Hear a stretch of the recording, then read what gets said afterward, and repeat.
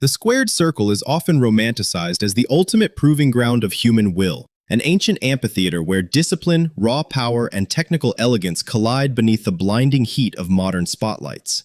For generations, spectators have gathered around the canvas to witness stories of triumph against impossible odds, drawn by the undeniable magnetism of young athletes who seem sculpted for glory and destined for immortality. Inside the ropes, every movement is calculated with microscopic precision, every breath synchronized with the rhythm of footwork, and every punch delivered as an expression of thousands of hours spent in silent, grueling preparation. It is a world where greatness is forged through absolute sacrifice, where young dreamers step into the arena carrying the hopes of entire communities, their families, and their own relentless ambitions. But beneath the dazzling lights, the roaring crowd, and the glamorous allure of championship belts lies an unforgiving reality that few outside combat sports truly comprehend. The margin between triumphant celebration and unimaginable tragedy inside the ring is measured not in miles or minutes, but in millimeters and fractions of a second.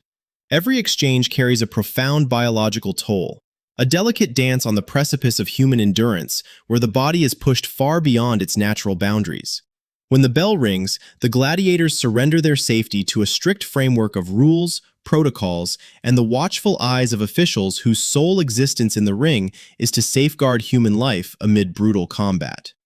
We watch in awe as these warriors display impossible courage, yet we rarely pause to consider the fragile balance that keeps courage from turning into catastrophe. Before we delve deeper into this gripping and unforgettable story that forever altered the landscape of modern combat sports, please take a moment to subscribe to the channel, turn on all notifications, and leave a like on this video so you never miss our in-depth explorations of the most compelling stories in sports history. To understand the atmosphere that surrounded this fateful encounter, one must appreciate the sheer level of dedication and promise that brought a young, charismatic phenom into the national spotlight. From his earliest days lacing up gloves, it was abundantly evident that this was not merely another hungry contender looking for a paycheck, but a generational talent blessed with the kind of natural fluidity, defensive instincts, and sharp punching accuracy that veteran trainers spend decades searching for.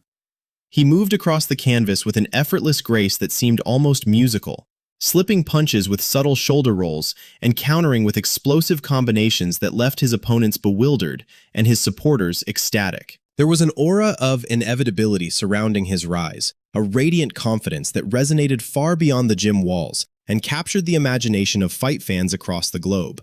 He carried the pride of his heritage with every step, wearing his colors with profound dignity and treating the sport not as a brutal brawl, but as high art.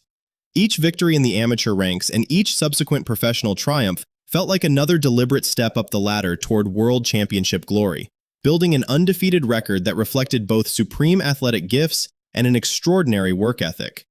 Those who shared the gym with him spoke of a polite, respectful young man who transformed into a razor-sharp technician the moment he stepped inside the ring, a fighter whose tactical awareness seemed far beyond his years. The anticipation surrounding his bouts was electric, drawing industry insiders, legendary trainers, and passionate spectators who believed they were witnessing the dawn of a long, historic reign at the pinnacle of the division.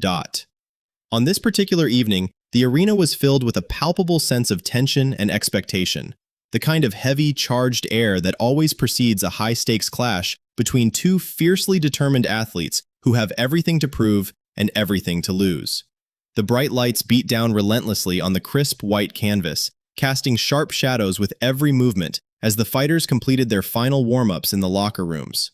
The dull, rhythmic thud of leather-striking focus mitts echoed through the concrete corridors backstage, accompanied by the low, steady murmurs of cornermen offering final words of strategic advice and encouragement.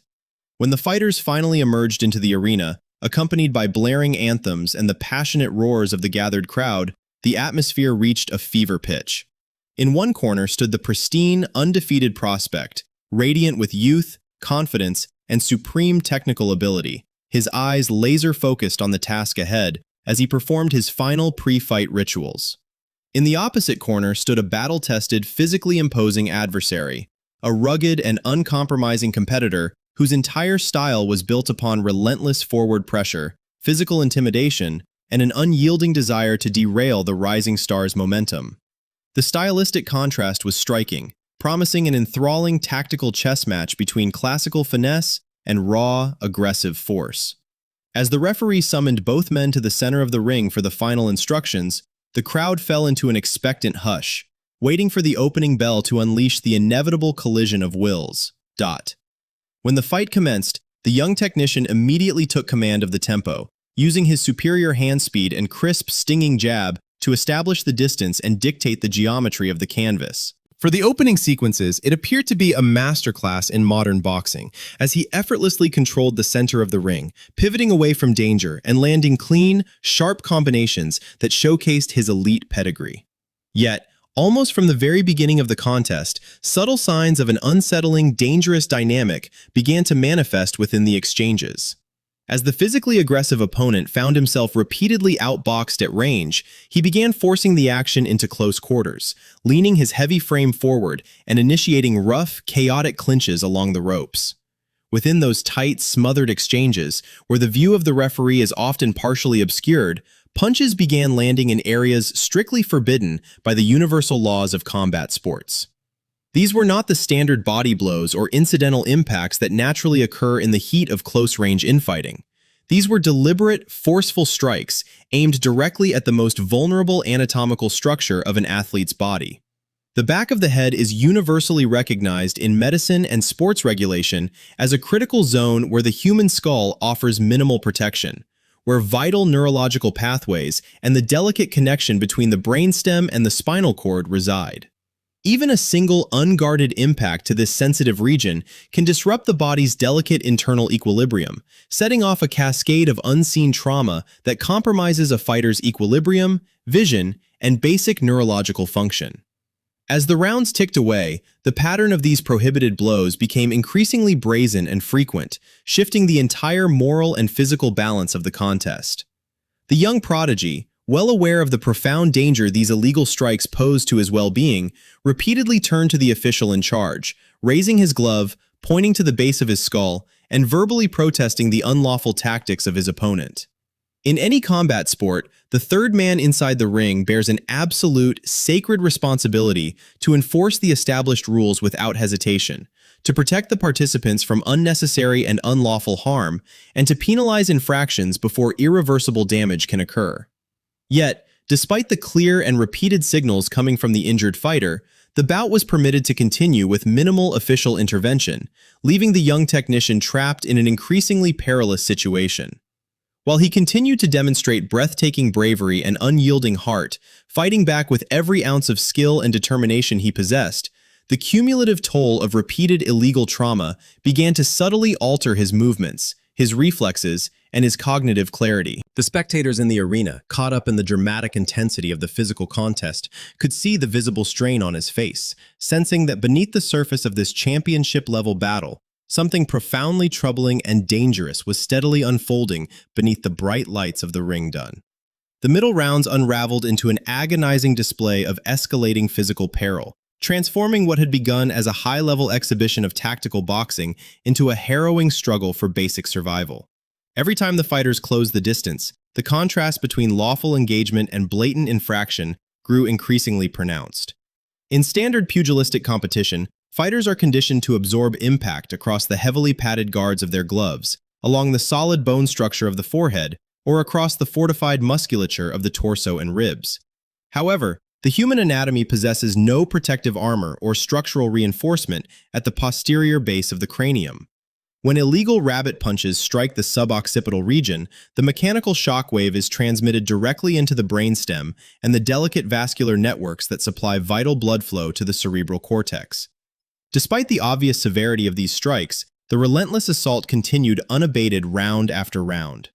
Prichard Colón, whose dazzling footwork and sharp combinations had initially established his dominance, found himself battling not only a physically imposing opponent in Terrell Williams, but also the rapidly accumulating invisible trauma inside his own skull.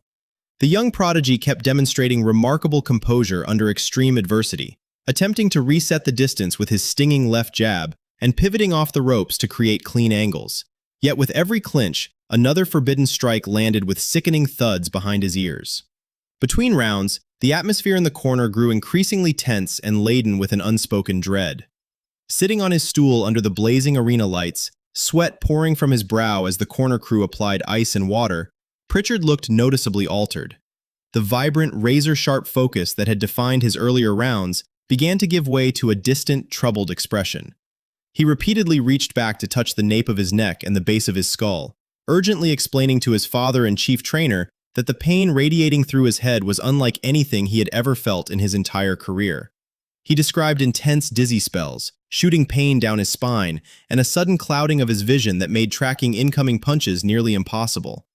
His corner frantically tried to alert the ringside doctor and the referee between rounds, urging the officials to take decisive control of the contest and stop the unlawful blows before an irreversible disaster occurred. Yet amid the deafening noise of the arena, the ticking clock of the mandatory 1-minute rest interval, and the deeply ingrained culture of toughness that permeates professional boxing, the bout was permitted to continue. Colón, demonstrating the terrifying and tragic bravery of a true warrior, insisted on answering the bell, refusing to surrender his undefeated dream, even as his own central nervous system was sending catastrophic alarm signals through every nerve-ending dotting. When the 7th round got underway, the boiling tension in the ring reached a chaotic breaking point. Frustrated by the lack of official protection and operating in a state of severe disorientation, Colón attempted to fight fire with fire, resulting in a chaotic sequence where both fighters exchanged fouls. Williams continued targeting the vulnerable posterior base of Colón's head during infighting exchanges. Finally, after a series of increasingly flagrant fouls that should have triggered an immediate disqualification rounds earlier, the referee deducted a single point from Williams for rabbit punching. But in the grand scheme of human neurology, a point deduction on a scorecard is entirely meaningless against the unforgiving laws of physics and biology. The concussive energy of multiple unprotected strikes had already caused microscopic tearing along the vascular pathways inside Colón's skull, initiating an acute intracranial subdural bleed that was steadily expanding with every elevated heartbeat. The damage had already been irreversibly done. Colón's motor coordination was rapidly deteriorating. His feet, once so light and evasive, were dragging across the canvas, and his defensive reactions were arriving fractions of a second too late. By the 9th round, the situation descended into absolute nightmare. After suffering a heavy knockdown that was directly precipitated by the cumulative neurological trauma rather than a conventional clean punch, Colón was visibly struggling to maintain his equilibrium. When the round concluded, an overwhelming fog of confusion enveloped his corner. Suffering from severe cognitive disruption, his corner personnel mistakenly believed the bout was scheduled for 9 rounds instead of 10, and in the sheer panic and disarray of the moment, they began removing his boxing gloves.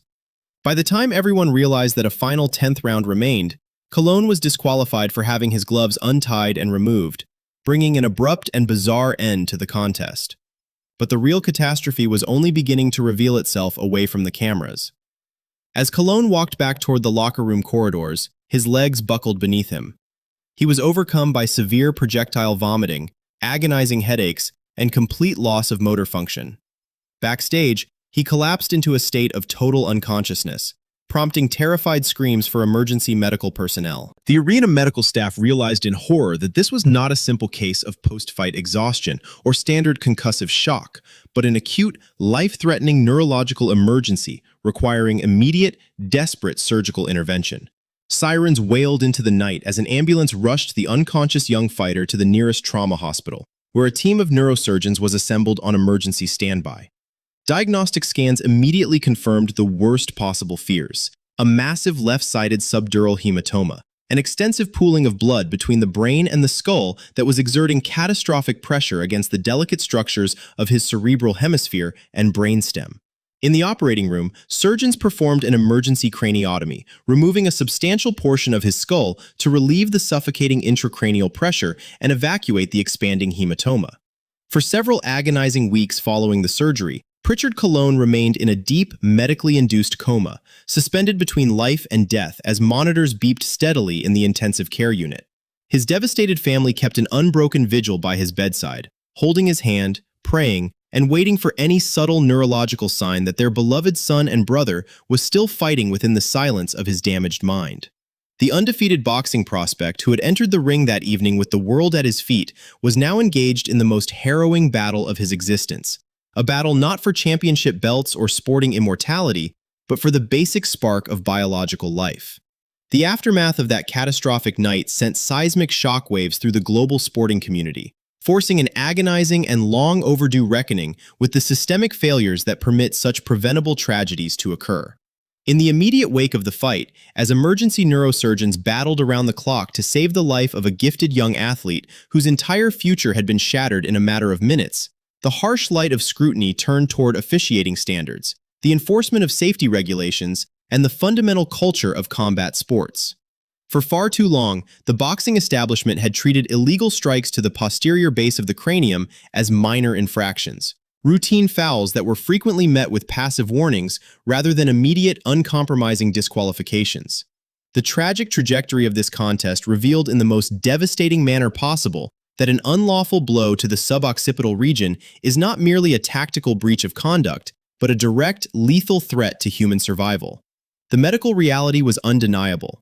The brainstem, which governs cardiovascular rhythms, respiratory control, and primary consciousness, cannot withstand repetitive concussive impact without suffering irreversible, catastrophic trauma. The failure to decisively intervene and halt the assault represented a total breakdown of the protective hierarchy designed to keep warriors safe inside the ropes, exposing a dangerous complacency that had lingered within regulatory bodies for decades. In the years following the event, the broader sports landscape was compelled to re-examine its entire approach to fighter safety, concussion protocols, and ringside medical oversight. Regulatory commissions across multiple jurisdictions began revising guidelines, mandating stricter penalties for any strike targeting the back of the head and requiring referees to take an uncompromising zero-tolerance stance against rabbit punches. Educational initiatives were launched to train officials, corners, and fighters on the immediate physical indicators of traumatic intracranial hemorrhaging, emphasizing that an athlete complaining of intense pain at the base of the skull must be removed from competition without hesitation. The conversation expanded beyond the boundaries of boxing, intersecting with growing scientific awareness regarding chronic traumatic encephalopathy, repetitive head trauma, and long-term neurodegenerative conditions across all high-contact athletic disciplines. The tragic fate of a young prodigy who had done everything by the rules became a permanent, somber case study, studied by athletic commissions around the world, an enduring reminder of what happens when the duty of care is compromised in favor of letting a contest continue at all costs. Yet, for all the institutional changes, policy revisions, and impassioned debates among sports executives, no bureaucratic reform could ever undo the profound personal tragedy that had unfolded inside that arena. Beyond the regulatory boardrooms and international headlines lies the true heart of this story, a narrative defined not by corporate policy, but by the extraordinary resilience, unyielding love, and profound devotion of a family facing an unimaginable reality. Before that fateful evening, the young man had represented the embodiment of athletic perfection, a vibrant, handsome, and fiercely ambitious soul who had dedicated his youth to bringing pride to his people and achieving greatness in his chosen craft. In an instant, that bright and limitless future was replaced by a continuous, around-the-clock struggle for basic motor recovery and communicative function. When medical experts offered grim prognoses, suggesting that meaningful survival was highly improbable, his family, led by the steadfast and superhuman devotion of his mother, Colón, refused to surrender to despair. They transformed their home into a specialized rehabilitation sanctuary, dedicating every single hour of their lives to his physical therapy, his emotional well-being, and his daily care. Every tiny milestone, whether the subtle movement of a finger, an intentional shift in gaze, the emergence of a faint smile, or the ability to communicate through adaptive technology, became a monumental triumph celebrated with tears of joy and fierce determination. The bond between a devoted mother and her wounded son became a beacon of pure, unconditional love that captured the hearts of millions across the globe, illustrating a depth of human courage far greater than anything ever displayed inside a boxing ring. The story of this athlete remains an indelible and deeply emotional chapter in the annals of modern athletics, serving as a powerful dual symbol of both systemic failure and transcendent human dignity. To the global boxing community, his name stands as a perpetual, solemn conscience, a constant warning against the perils of negligence and the fatal consequences of ignoring fundamental rules of safety.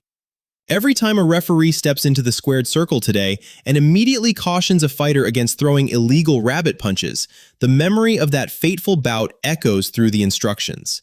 His legacy has fundamentally shaped how modern combat sports are refereed and monitored, saving countless future athletes from suffering similar catastrophic fates through heightened vigilance and stricter enforcement of the rules.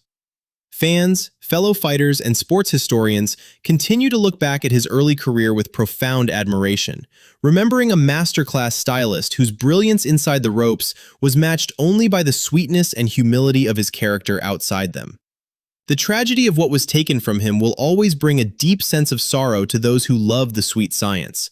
But the dignity, perseverance, and light displayed by him and his family continue to inspire the world in ways that transcend the sport entirely.